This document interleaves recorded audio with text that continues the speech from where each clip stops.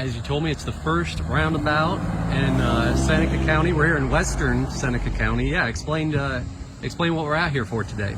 Yeah, absolutely. So as you can see, cars moving behind us. Last night, Monday night, we officially opened the first roundabout in Seneca County. This is at US 224 at State Route 587.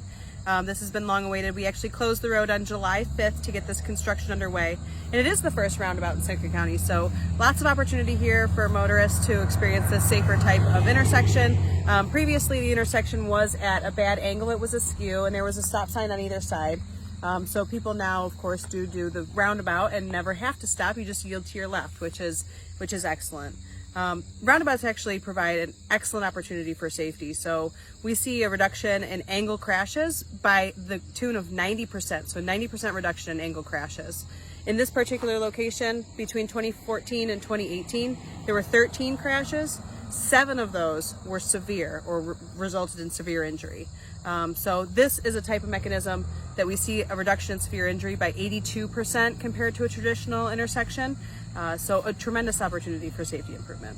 Okay, and even just out here, just for a few minutes right now, there's a lot of traffic going through it. Have you been able to observe how people are handling it? Are they coming up on it? And what would you tell people that are maybe rolling up on this for maybe the first time, that maybe aren't too familiar with roundabouts? Yeah, so I think that we've seen great adherence so far today. Best way to approach a roundabout is to approach slowly. You are only supposed to yield to your left, so as you're approaching the roundabout, you look to your left. If you don't see any vehicles, it's safe to enter the traffic circle, but you yield to what is already in the traffic circle. So if there's somebody coming around, you may have to come to a complete stop before it's safe for you to enter. But really, you're just making sure that to your left is clear, and that's when you're able to enter the roundabout. And then, of course, exiting at whichever leg that is which direction you're trying to travel, but pretty simple once you get the hang of it. And we've seen really great adherence here today so far. Okay, and again, you said the reason that this one was needed because there were some severe angled crashes in the past. Is that the main reason? Or? Yeah. So those crashes actually are what helped this location get identified on the governor's 150 most dangerous intersections list. So it was already identified and known as a high frequency crash location with severe crashes as the crash type.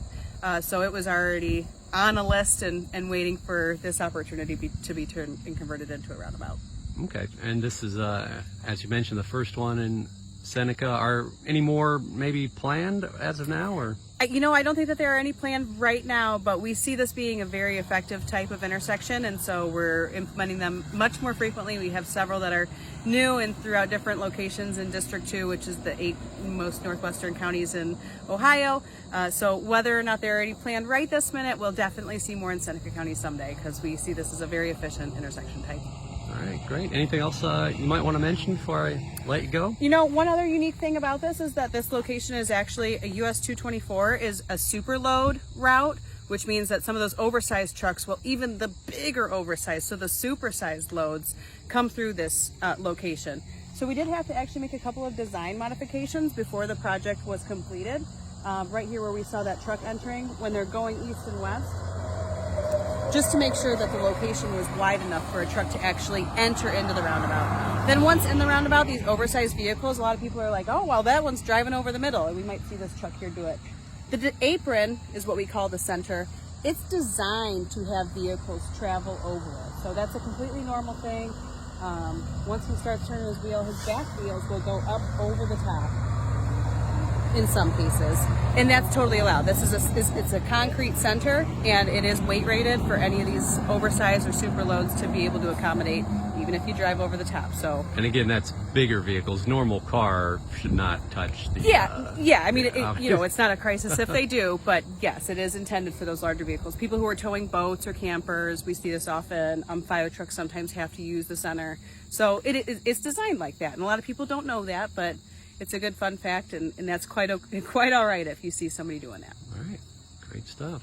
Anything else you might want to add? Nope, just keep in mind that this might be the first time that you've traveled through a roundabout, or it might be the 100th, but there are other people who are experiencing it for the first time, so just be patient as you're approaching the location and enjoy these new safety features.